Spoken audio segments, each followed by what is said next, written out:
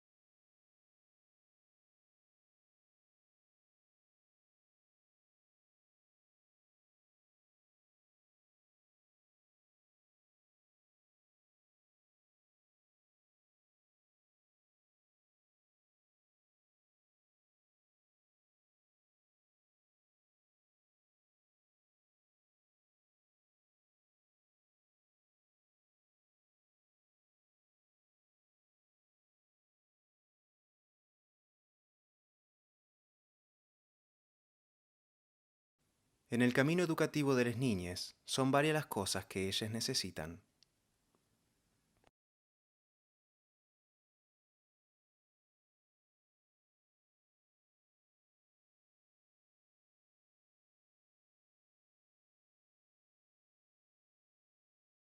Cuando arrancó la pandemia, una de las primeras preguntas que me surgió a mí por lo menos fue como esta cuestión de, bueno, hasta dónde nos comunicamos con las familias, cómo podemos llamarlas por teléfono una vez por semana, todos los días, qué pasa con las chicas, los chicos que no se pueden conectar a la plataforma que teníamos o que estaba establecida, digamos, y cómo era la modalidad correcta para comunicarse. Pues todo eso se fue desfigurando, ¿no? Pero al principio fue como empezar a adaptarse a toda esa situación que a todos nos pasó, que fue complicada. En el caso de nuestra escuela nos pasó lo mismo. Creo que el vínculo que solíamos tener presencialmente con los chicos y las familias, en encontrarnos en la salida y poder charlar de lo que pasó durante el día, en recibirlos y que nos cuenten cómo están, y obviamente el transcurso del horario escolar con ellos se ve totalmente desdibujado cuando de repente tenemos que poner un nuevo interlocutor, que es el adulto o la adulta que recibe al niño, y en algunos casos hasta hallar el medio de comunicación más eficiente, por decirlo de algún modo, porque con algunas familias te podías comunicar con mail, que fue la forma en que nos pidieron en un primer momento, pero con muchas familias por WhatsApp solamente, o solamente llamando por teléfono, o solamente tocando la puerta de la casa. Así que estoy de acuerdo que fue bastante difícil ese primer tramo, que seguramente después se fue resolviendo, pero fue una de las cosas más difíciles sostener la comunicación asidua y la posibilidad también de que las familias tengan cómo comunicarse, porque lo que se obligó en la pandemia es que la familia ponga a disposición los medios y nosotros como docentes. Sí, para mí estuvo claro que lo que a nosotros como maestros, como maestras nos resultaba más cómodo no era lo mismo que a las familias, y en ese sentido hizo falta como rearmar un poco las propuestas de enseñanza en función de que efectivamente le lleguen a nuestros estudiantes y ellos puedan hacerlo. En mi caso también, cuando empezamos a trabajar por WhatsApp fue completamente transformadora lo que venía pasando y nos permitió como tener una llegada muchísimo mejor a las familias y a nuestros estudiantes. lo cual también para mí generó otra de las grandes complicaciones, que fue, bueno, teníamos chicos con los cuales nos podíamos encontrar por WhatsApp, chicos que solamente recibían los materiales impresos, y después chicos que también se sumaron a momentos sincrónicos como las clases por Zoom o por Meet. Y si bien estuvo buenísimo porque fuimos como planteando diferentes estrategias para llegar a todos, me parece que también ahí a nosotros nos surgió una complicación, que fue todo el trabajo de adecuar a las diferentes modalidades de llegada a nuestros estudiantes las propuestas de enseñanza. Sí, totalmente. Y también algo que tiene que ver con lo vincular, ¿no?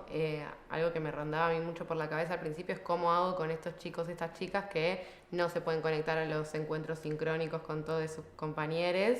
y están hace 2 meses hablando conmigo por WhatsApp o por mail o por teléfono y no se están encontrando con sus compañeros y de repente te veías llamándole una videollamada y en el Zoom es algo también que se puede hacer muy poco a lo largo de todo el año. Y que fue una de las complejidades también que en la presencialidad no suceden y que es muy importante en cuanto a los vínculos y al estar en la escuela para los chicos y las chicas. Sí, para mí eso, ¿no? Este año el acceso a Internet fue decisivo para las posibilidades de aprendizaje de nuestros estudiantes y creo que hay que decir que el acceso a Internet es muy desigual y en ese sentido creo que bueno, hemos conversado mucho sobre cómo las desigualdades sociales han repercutido al interior del aula, al interior de nuestras propuestas de trabajo y creo que bueno, por eso toda la comunidad educativa exigió fuertemente que haya dispositivos electrónicos, que haya conectividad, que haya planes de internet gratuitos para que no haya pibes que queden por fuera de las propuestas que los maestros, que las maestras en todas las escuelas les íbamos enviando.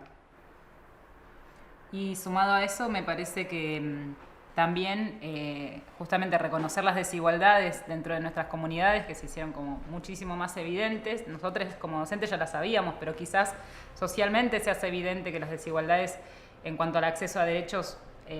son muchísimas y se profundizan con la pandemia. Esas desigualdades no son solo el acceso a Internet, también es la posibilidad de tener un trabajo estable para las familias, que durante la pandemia no se haya cortado, tener los alimentos en la mesa, tener un espacio de vivienda digno donde pudieran resguardarse justamente durante este tiempo tan difícil. Y por ejemplo, se me ocurre que ha sido muy importante que la escuela se sostenga a través de continuar entregando los alimentos que usualmente se usan que se comen en la escuela, ¿no? Pero como docentes hemos reclamado que eso tenía que fortalecerse, porque si las familias han tenido estas dificultades económicas y encima el alimento que llega es el mismo que había en la escuela, en el caso de mi escuela, 10 bolsitas de galletitas con 2 sachets de leche para 2 semanas, es insuficiente. Entonces también reconocer que es muy difícil pedir a las familias, pedirle a las niñas que puedan hacer una continuidad pedagógica cuando hay un montón de derechos que no están resueltos y entonces como docentes nos tenemos que poner a disposición muchísimo más, fortalecer y organizar más para que eso justamente se pueda, bueno, dentro de todo mejorar. No es nuestra responsabilidad como actores, pero sí tenemos que estar, como agentes tenemos que estar ahí y como trabajadores y educadores que estamos comprometidos, bueno, hemos tratado de acompañar lo mejor posible, me parece.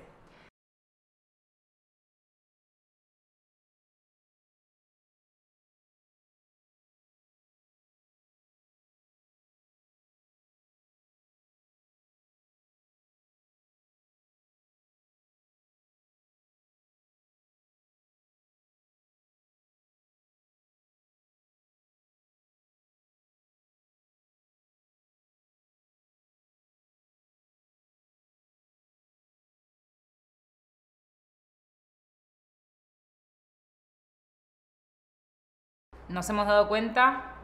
que justamente no podemos reemplazar el vínculo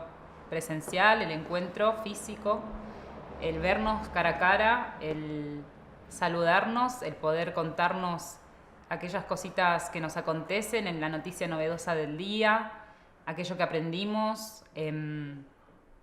Bueno, un seño, tengo una nueva mascota o se me cayó un diente o que eso pase justamente en el medio de una clase y poder contar, uy, ¿cómo fue el proceso de que se te cayó el diente? Bueno, ahora vas a crecer, ¿cómo es esto? Estás creciendo, bueno. ese diálogo cotidiano, ese encontrarnos justamente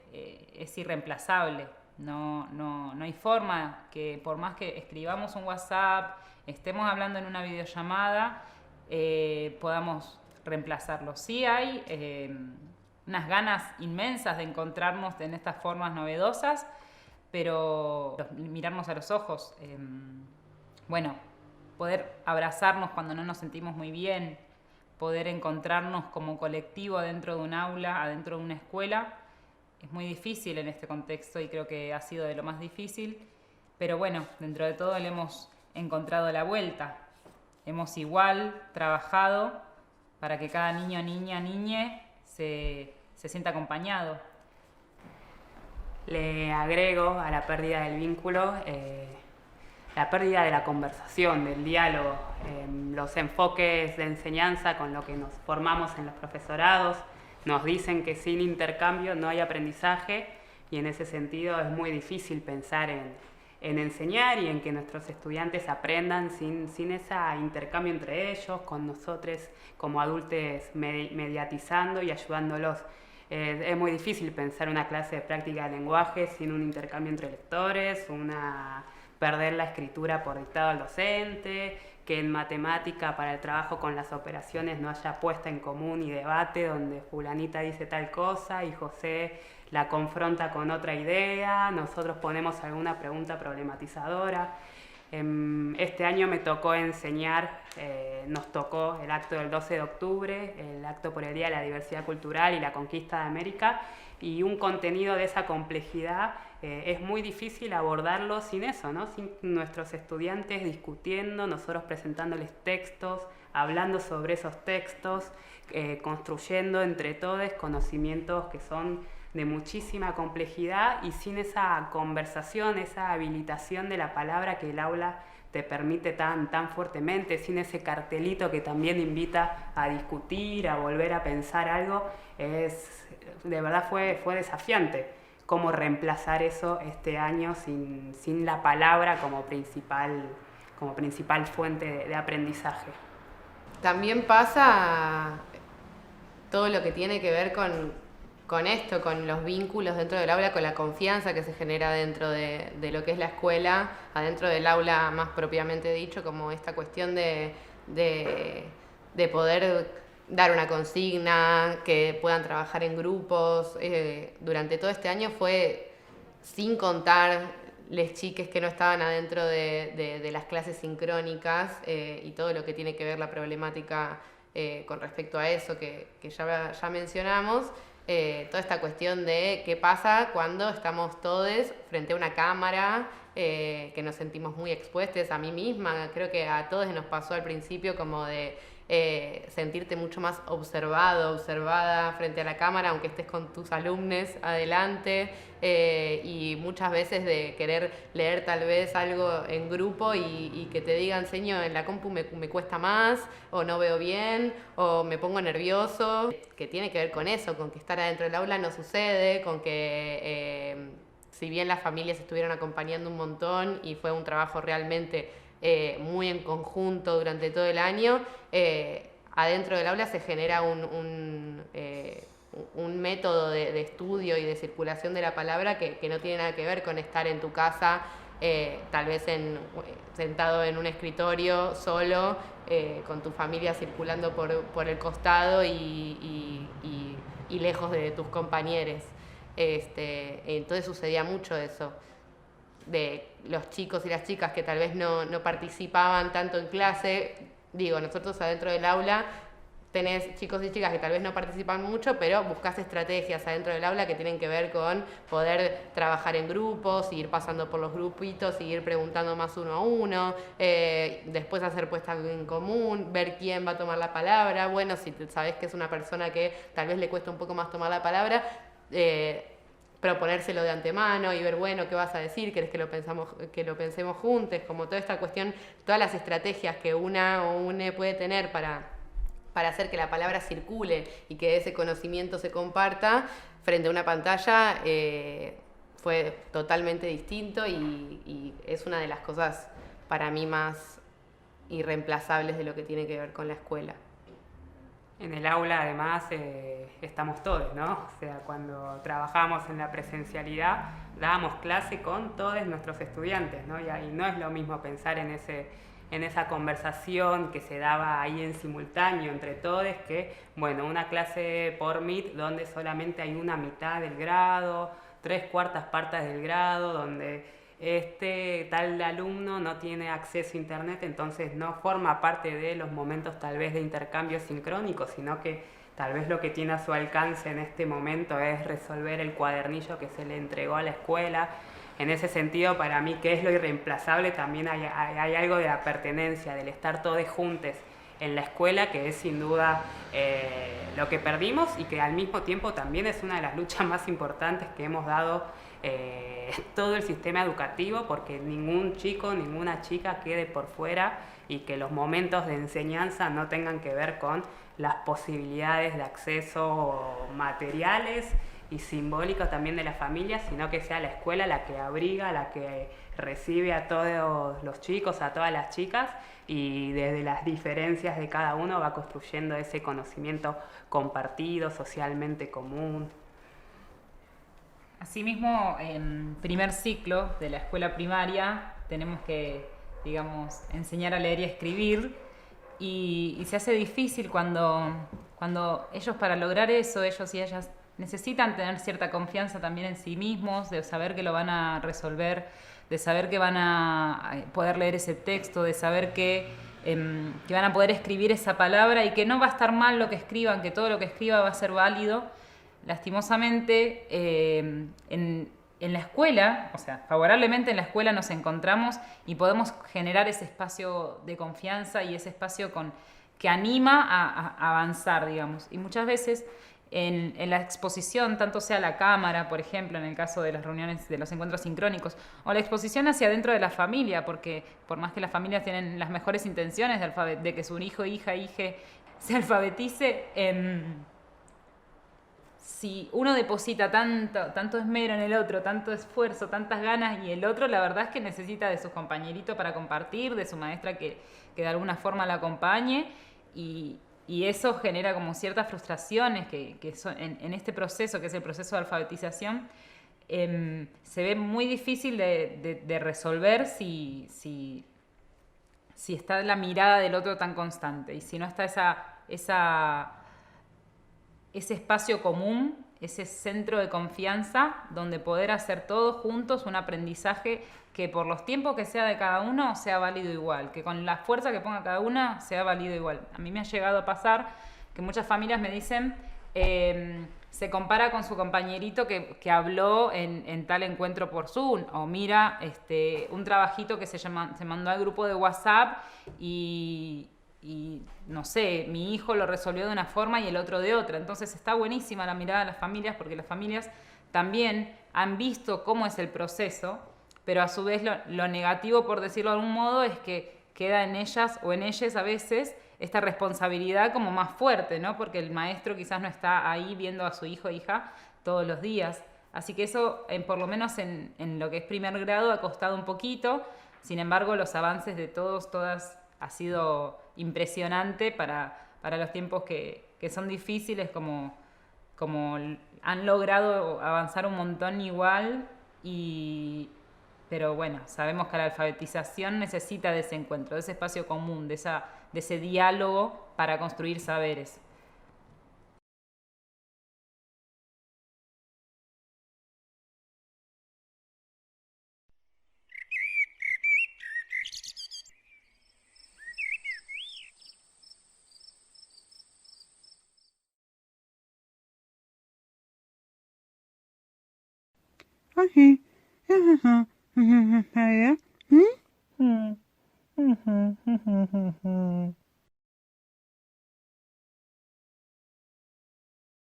Una experiencia interesante que tuvimos en sexto grado este año fue la escritura de cuentos fantásticos. Tuvimos todo un proceso de secuencia en la que leímos varios cuentos fantásticos de distintos autores y pudimos como poner en común las características de los cuentos fantásticos, qué cosas tenían en particular cada uno de los cuentos en relación a cómo escribía cada autor o cada autora y qué cosas tenían en general la definición, ¿no?, de lo que es un cuento fantástico, y la propuesta final del proyecto tenía que ver con que cada uno, cada una pueda escribir su propio cuento fantástico y fue un proceso súper largo y de mucho trabajo y de mucho aprendizaje que fue súper interesante. Lo primero que hicimos fue planificar esa escritura, de qué se iba a tratar, qué hecho fantástico va a suceder, en qué contexto, en qué escenario. Y después los chicos y las chicas escribieron, hicieron su primer producción, la primera versión, siempre como desde dándole importancia a que la escritura no es de una sola vez, sino poder pensar en que es un proceso que lleva planificación, escritura, revisión más de una vez, ¿no? Como toda esta cuestión que es súper interesante de poder trabajar con los chicos y las chicas. Y lo que hicimos fue, después de su primera escritura, armar grupitos de clases sincrónicas. Entonces, de repente, además de nuestra clase de Zoom que teníamos semanalmente, donde veíamos cosas más generales, si se quiere, en cada clase sincrónica por grupitos analizábamos cada escritura, la volvíamos a leer, la leían ellos, ellas en voz alta, el autor o la autora del cuento, para poder ir viendo todo lo que tiene que ver con cohesión, con la puntuación, con dónde hacían las pausas, la diferencia entre lo que la narrativa que tienen en su cabeza y cómo sucede después a la hora de verbalizarlo. Y todo ese proceso fue súper interesante por grupos, entonces también tenía como ese momento en el que un compañero o una compañera podía comentar sobre la escritura de otro, de otra, y se complementaban a la hora de escribir cada relato. Y bueno, con quienes no tenían conectividad, tal vez lo que fue sucediendo es que me las iban mandando escrita a mano y yo la pasaba a la computadora, entonces lo llamaba por teléfono y íbamos trabajando la escritura, y así logramos que casi todo el grado tenga su escritura con un proceso de revisión bastante largo y colectivo también, si se quiere de alguna manera, o todo lo colectivo que pudimos, y terminaron haciendo un audiolibro con sus cuentos en el que narraron ellos y pusieron su audio, y con la ayuda de la facilitadora también de la escuela, y a los chicos y las chicas también en ese sentido, así que quedó como un producto súper lindo y con un aprendizaje enorme en el medio de escritura. En tercero, uno de los proyectos más lindos que hicimos fue el de aprender sobre los Selknam, sobre el pueblo originario que habitó en la provincia de Tierra del Fuego, que fue un proyecto de articulación entre prácticas de lenguaje y conocimiento del mundo, porque mis estudiantes leyeron y escribieron mucho sobre ese pueblo originario, aprendieron dónde vivieron, localizamos en diferentes mapas, la mayoría cibernéticos, donde quedaba Tierra del Fuego, leímos sobre cómo se alimentaban, qué creencias tenían, qué costumbres, cómo fue el desenlace violento de los Selknam y la exterminación por parte de los colonos y de los europeos, en un proyecto que también incluyó a las familias, porque ciertamente los Selknam no es un pueblo tal vez tan conocido, entonces muchas de las familias tampoco los conocían y se incorporaron a las propuestas de trabajo y también aprendieron sobre en esta oportunidad los Selknam. Fue muy lindo porque pudimos invitar a una compañera antropóloga que trabaja en el Museo Etnográfico, y mis estudiantes armaron algunas preguntas y se las hicieron en un Meet. Y fue muy lindo porque, bueno, además de conocer a qué se dedica y cómo trabaja una antropóloga, también pudimos conocer de una fuente especialista un montón de información acerca de cómo veía ese pueblo que estudiamos, y que después fuimos armando diferentes productos para socializar con las familias, con el resto de los grados, también institucionalmente, por ejemplo las máscaras. Los Selknam tenían una ceremonia donde se ponían máscaras, entonces con ayuda del profe de plástica también construyeron sus propias máscaras, y fue uno de los proyectos más significativos y emotivos que encaramos este año. Una de las cosas que trabajamos en primer grado este año fue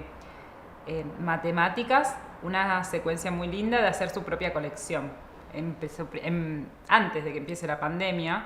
habíamos organizado con las profes de la escuela, las otras profes de los otros primeros, hacer el álbum de figuritas, que es una propuesta de trabajo muy linda para que las niñas puedan, digamos, aprender lo que sería el sistema de numeración y poder empezar a contar. Bueno, eso nos hacía difícil en este contexto, entonces decidimos que cada niña decida un objeto que quería coleccionar o algo que quería coleccionar. Y eso es una secuencia muy interesante que se llevó en realidad a lo largo de todo el año adelante, y las niñas han coleccionado piedritas que juntaban por la calle, hojitas, todas cosas de color naranja o estrellitas de origami. Bueno, una diversidad de cosas muy interesantes que sirvieron a los fines de las cosas que queríamos enseñar, pero a la vez pusieron en acto, digamos, a los niños y a las niñas en tener que buscar esas cosas, en tener que, justamente, si no podían salir porque la situación sanitaria estaba más complicada, poder buscar en casa cuáles de esas cositas se pueden, digamos, guardar en una caja, porque en este momento no se necesitan y las podemos reciclar en ese sentido. O si las familias salían, ir a buscar justamente si encontraban piedrecitas por la calle o las tapitas que se usan.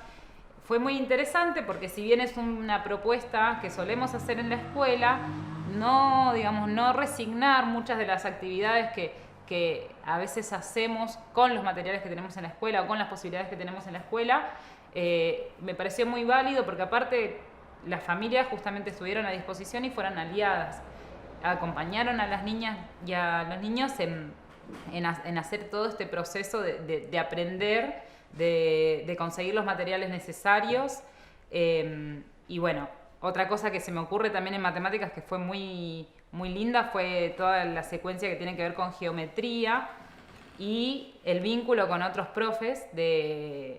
que digamos que por la pandemia también justamente se hace difícil el diálogo porque no nos encontramos en la escuela, pero hemos podido encontrar justamente temas en común que lo que permiten, me parece, es también profundizar y poder mirar las temáticas de diferentes aristas, cosa que en la escuela solemos hacer, pero a su vez lograr que un mismo tema, un mismo contenido o varios contenidos puedan llegar a la familia de los niños de forma integral y que pueda hacerse un trabajo muy valioso para hacerlo en conjunto justamente. Bueno, los niños después tuvieron que hacer en realidad algunos juegos, un tangram, algunas copias, recortes de figuras, pero lo vincularon con ciertos artistas y ciertas formas de expresión artística que utilizan figuras más bien geometrizadas, ¿no? Entonces me pareció muy, muy divertido el trabajo que se hizo en esa área a lo largo del año, y la posibilidad de encontrarnos tanto con familias, niñas, niñes y con otros profes, que muchas veces después en las aulas cada quien da su tema, ¿no? A veces uno no encuentra el punto de diálogo, pero que se lleva adelante y se ha podido llevar adelante.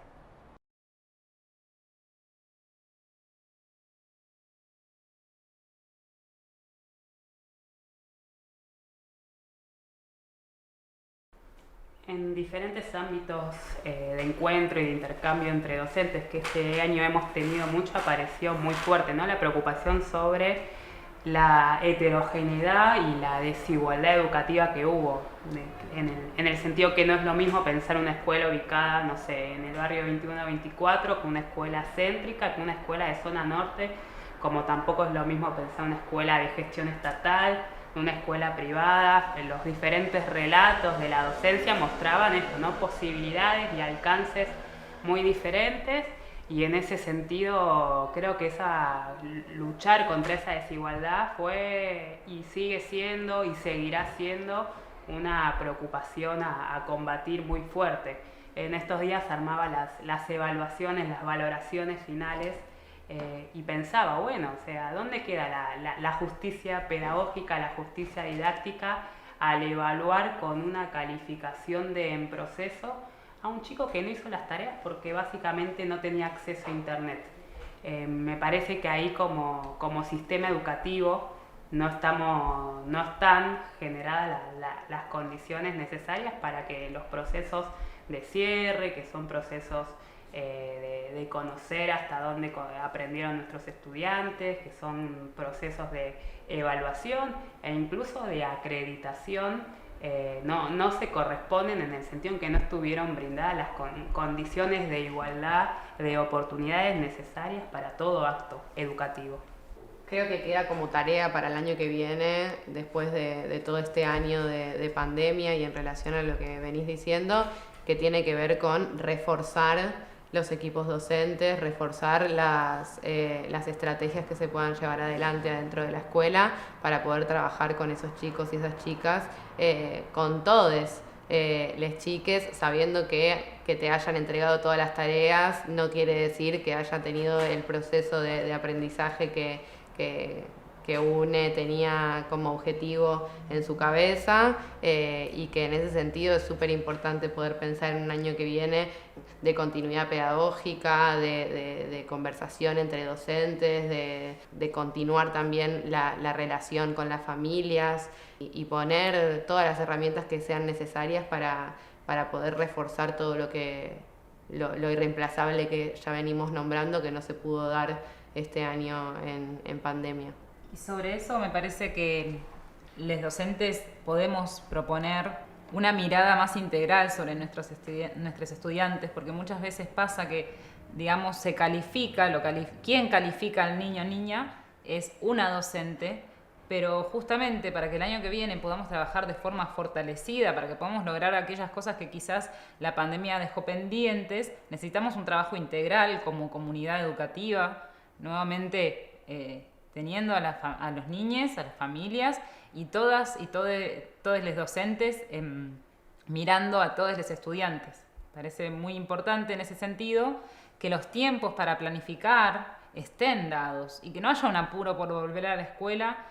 solo porque, que es muy importante y lo venimos nombrando, porque nos podamos encontrar, porque se pierde la intención pedagógica primera que tiene la escuela. Entonces, en ese sentido, creo súper necesario que como instituciones, como colectivos escolares, como comunidad educativa justamente, podamos todos planificar de conjunto, pensar bien qué queremos lograr, a pesar de la situación tan adversa que estamos viviendo. Y sería lo ideal que también el gobierno ponga de su parte, porque, reitero, hacerlo a las apuradas, porque sí, y no dar las herramientas, y no permitir los tiempos, y justamente no habilitar el diálogo hace que no podamos pensar de forma enriquecida cómo quisiéramos resolver aquellas justamente desigualdades que se han profundizado en este tiempo. Todo lo que logremos porque nuestros estudiantes y nuestra comunidad se fortalezca y pueda seguir aprendiendo como por derecho deberían hacerlo, me parece que es necesario.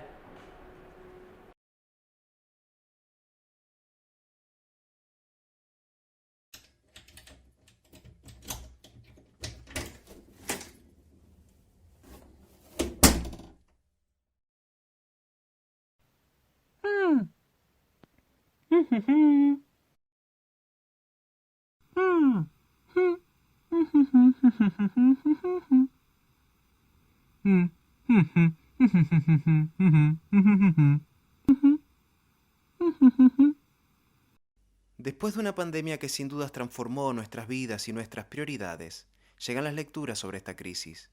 ¿Cabe pensarla como una tragedia o como un acontecimiento? ¿Qué registro de la experiencia está construyendo una escuela? Después de casi un año donde las infancias convivieron con discursos políticos, mediáticos, familiares y religiosos, de todo tipo y color, ¿cómo hace la escuela para transformar esos murmullos en una palabra colectiva y democrática? Muchos paradigmas se ponen en juego al momento de volver a las clases presenciales. ¿A qué normalidad queremos volver?, se preguntan algunos. Tal vez lo que importe sea que la idea de normalidad siempre esté en disputa. Control o cuidado, distancia física o distancia social, ruidos o cápsulas. Lo cierto es que no podemos ni debemos dejar de pensar en la escuela que necesitamos, en la escuela que queremos.